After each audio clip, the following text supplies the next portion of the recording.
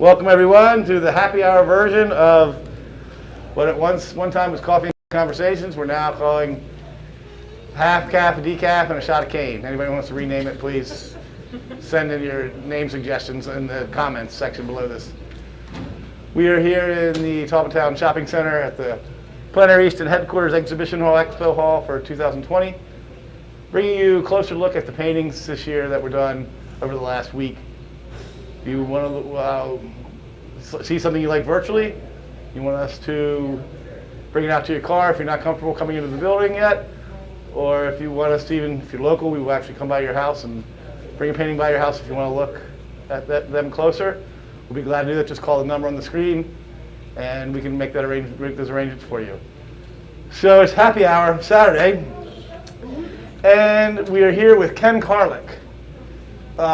Ken is a veteran of Plein Air Easton. It's his second time here, I believe. Ken, is that correct? That's correct, Ken.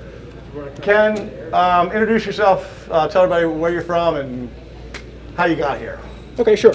Again, my name is Ken Carlick. I'm originally from Chicago. I've lived in Maryland for about 30 years. I'm a professional graphic designer, but have painted all my life. In the last 10 years is when I have gotten more serious about this whole thing we call plein air. And I've enjoyed a number of the opportunities with various events, but there's nothing like Plein Air Easton. It's something that we all strive for, something that many of us apply for and don't make several times. But 2 years ago, I had the good fortune of being a part of the event, and completely in a lot of ways, it changed my life. How's that? I mean, you sold some paintings, I imagine. Well, I did well with that, and that's certainly, there's the reward that you feel when you create something and it resonates with someone well enough that they will actually part with money. Right. But I just have the highest respect for Plein Air Easton. I love the community, the communities, great places to paint, wonderful people, great organizers, just really, really well done. Yeah, I mean, it's great to hear. I mean, where are you from in Maryland? You live in Maryland? Where are you? Yes, I'm sorry. I told you where I was from, but not where I am. I live in Bel Air, Maryland, which is about 10-15 miles north of Baltimore. I've lived there for, give or take, about 20 years, and then in Baltimore City and all for another 10, 15, 20 years or so. Okay. Now, Ken, I want to talk about these paintings. We were Al was having a conversation last night talking about the importance of our judging system here at Plein Air Easton. We have a different judge, and you have to be juried in every year. It's not the same judge all the time. So no one paints exactly they're not able to paint for a particular style that a judge may like. That's correct. Which he said broadens the pool of plein air painters because you're not using the same judge and you don't know what anybody's tastes are. Sure. Obviously, these are much different than a lot of what's hanging in the room, although similar to plenty of things that are hanging in the room. And I understand that you went from part of your experimentation. You were in watercolors before, but now these are not watercolors. Is that correct? It's a water media, but it's acrylic. Okay. I have a ton of questions about this. I'm going to sound really stupid when I ask them. I will just preface them all by saying this. Well, then I'll sound really authoritative in giving the answer. There's no question about that. When I first fell in love with painting, I didn't fall in love. The first paintings I ever liked, I didn't fall in love with painting. The first paintings that I liked as a child what drew me were abstract paintings. That's what I loved first. I grew to love this medium through my job here at the Avalon, working here.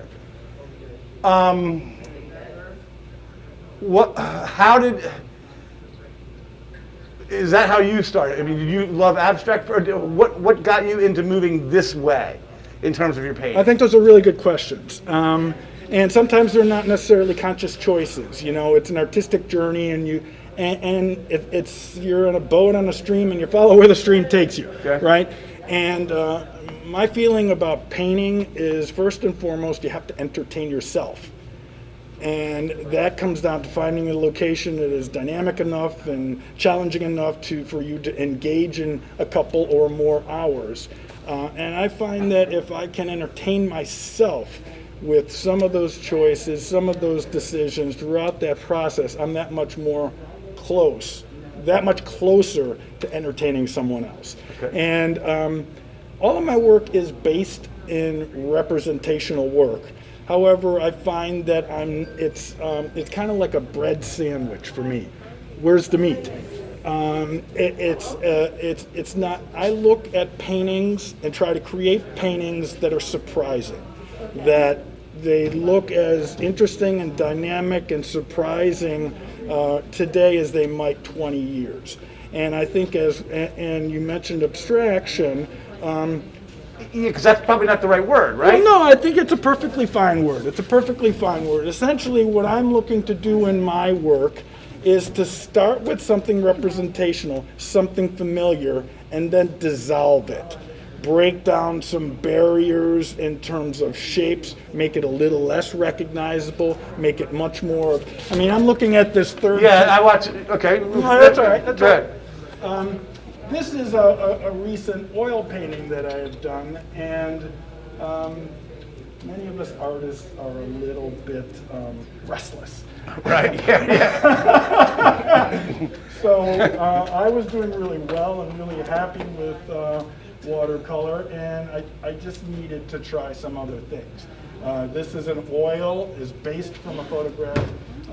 You can see that you're on top. Yeah, you're up high. Yep, you're on top of a series of roofs. This is called silo rooftop, and it's a number of these water tower silos throughout. And I just found it engaging to just reduce these almost to just pure geometry. I'm really excited about reducing something to geometry. Simplify it. Again, make it more surprising. This is another piece right here. This is the second from the right.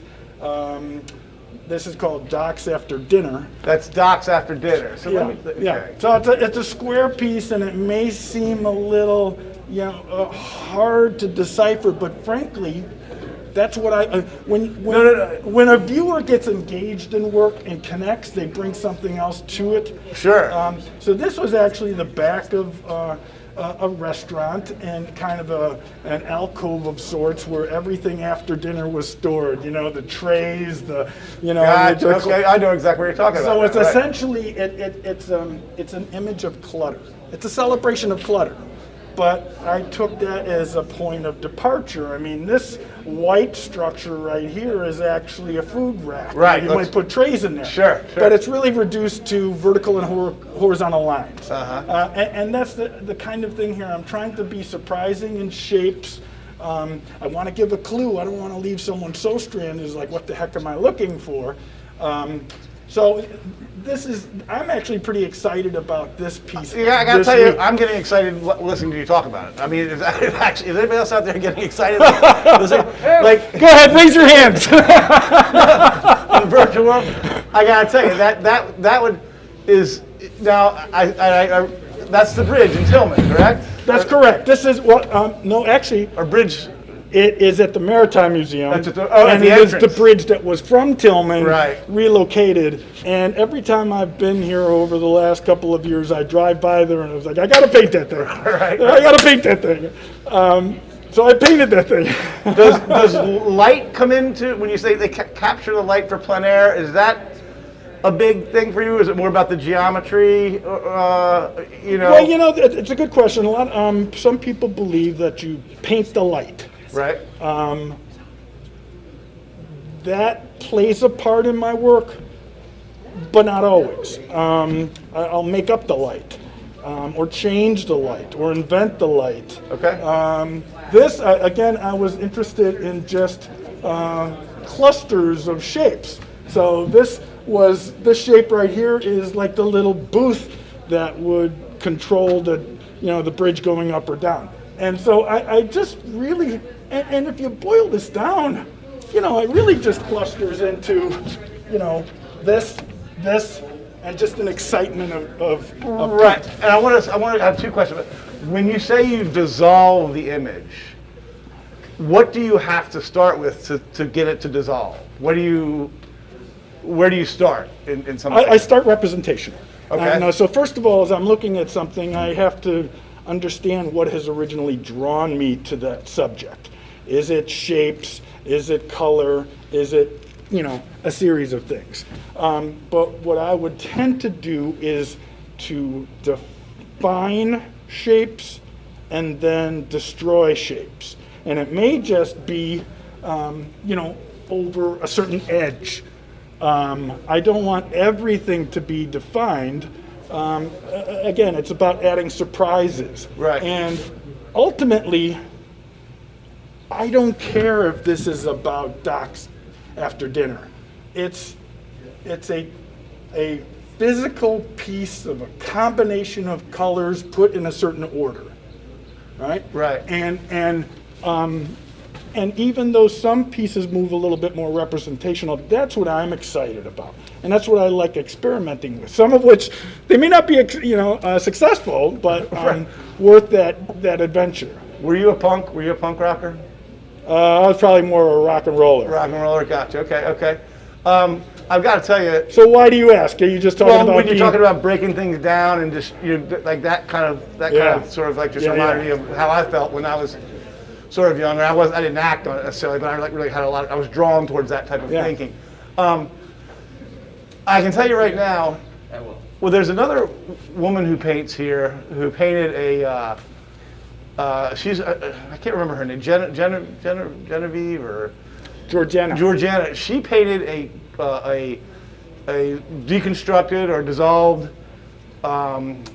Smith Island strawberry cake the last time she was here. I have never forgotten that cake, ever. And this reminds me of that, and that I'll never forget these images. I can promise. Oh, thank you so much. Let me just touch upon it real quick. Georgiana Lenson and I are really good buds, and we're painting buds, and we typically paint together and have throughout this week. She lives in Pennsylvania, I live in Maryland. We sometimes get together and paint at studios. But she's been an artist for me who's been influential because we think in a similar way, and so we can kind of feed off of each other. Right. Well, just to get back to the technique of this, how do you, that's canvas we're looking at. Is that canvas we're looking at there? This is actually a cradled board, so it is a surface. I guess I shouldn't be pounding on art, should I? When do you, what is the left untouched representing there? Is that the ground or? I don't know. You were just saying that's it. There's some of it. Now, what I've tried to suggest is this bridge in an upward slant. I actually, I actually exaggerated it a little bit. You could see these pieces, and then it's a matter of creating an exciting image. Yeah. And for me, I use the quality of paint to just let things drip, or I wipe them out, or I sand them down. So, at some point, you're just creating surfaces and marks. Right. And if those marks are placed strategically and well, and your geometry is put together and thought out well, I think for me that pulls together an exciting image. Now, this piece right here, actually, if you look close, so acrylic is something I've just been playing around with for a month and a half during COVID. Uh-huh. I still had some supplies from when I was in college in the 80s. So what I did here in this board is oftentimes I'm just starting with colored pencils and just starting to draw, suggesting what the image might be and what my outlines might be, but then just really making marks. Many of those have been covered, some of those have been left. Same thing with the paint. I don't know that you have to cover every single surface of the painting. Sometimes that opening, because there's such it kind of leads you in. There's so density that gives some relief. Right. Now, one of the things I love looking at paintings like this is, and I love looking at them, let's just say I'm watching The Office and the commercial comes on and I sort of look around the room. I can always find something in the painting that I really haven't seen before, or I've been thinking about for a long time. I'm like, is that really what the painter was doing right there? And it just kind of entertains you. The painting sort of gives back in that way. Does it ever surprise you when you look at some of your work, like what's going on, or you know everything specifically that's going on in that painting? That's an excellent question. First of all, I don't believe you have to understand what or why you paint. And I think there was a number of years that I thought, well, I had to have this idea, almost had to have a thesis of sorts. I really need to understand it. But oftentimes I don't know why I'm painting. I'm painting because I'm responding to something in front of me, you know, and an urgent feeling within me, and I want to translate that energy. Yeah, and you know, technique-wise, just experimenting more and more. And this is a it's a waterfront somewhere, or is it's an edge? It's obviously, or not obviously, some sort of point of forest line. That's there? exactly right. This is this was, I don't know if I'll pronounce it correctly. Saturday I painted at Beauvoir. Yeah, that's okay. Yep. So a really wonderful property. I was on the water's edge. You could see the other side having a mass of land, and you had some water between you and it. So that's essentially what's going on here. So, but in a lot of ways, the goal of an artist is to make something more exciting than it really is, right? So this was just a row of trees with some sand mounds. And I just kept painting it and moving it. Maybe this rhythm right here wasn't right, so I paint over it or push it around. Maybe it's not as exciting in the color, so I keep pushing it and scratching into it. Painting with thin, painting with thick, scraping, wiping down. And truthfully, the works that I have done that I most respond to and I'm proud of are ones that surprise me. Because I don't, if I already know what I'm going to do, it's boring. You know, I want to be, remember, we started this off where it was, you have to entertain yourself. I'm a very restless person. I get bored easily. So I've got to keep myself excited. And some of that is just inventing, reinventing, questioning. I don't have to make it look like that. It's not necessarily site-specific. It's a feeling of, as you had described, you know, some elements on a waterfront on a cloudy day. Well, probably cumulus clouds, and a nice blue sky, and you could just feel almost a breeze and all of that. I mean, and that's what I want to instill. Right.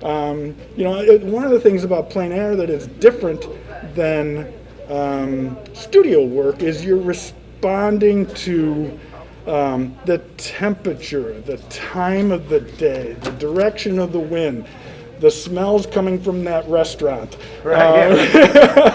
Right. You know, so there are all of these things that, as a stimulus, enter. And for me, I really enjoy that because it helps me to interpret something differently than what I'm looking at. If I wanted to paint what I looked at, I could take a photo. Right. Yeah, sure. Well, like I said, it's very, very exciting, and talking to you about it, I'm glad I got to meet you because, you know, we pass, and especially this year, it's been a little hard to kind of get to meet the artists.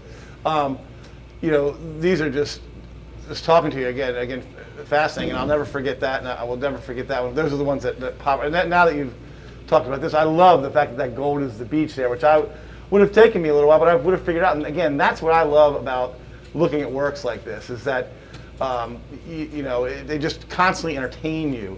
And constantly, and I think you mentioned that earlier, and you said it well, is it also constantly informs you. Right. I may look at a piece 5 years from now and experience it entirely different than originally. I have works that I have bought or I have traded or I have made that continue to surprise me year after year. That's wonderful to hear. So, and it's the same thing as that you had said, you know, maybe there's a piece here and you start questioning, you know, you start actually almost having, you know, engaging with the artist in a way. Exactly. Right? You start to see, the more you look, the more you actually start to see, like, it just kind of moves your brain around. It's very, very interesting to look at these pieces, and I've got one or two at home that kind of trip me out all the time. You know what I mean? I get it. I get it.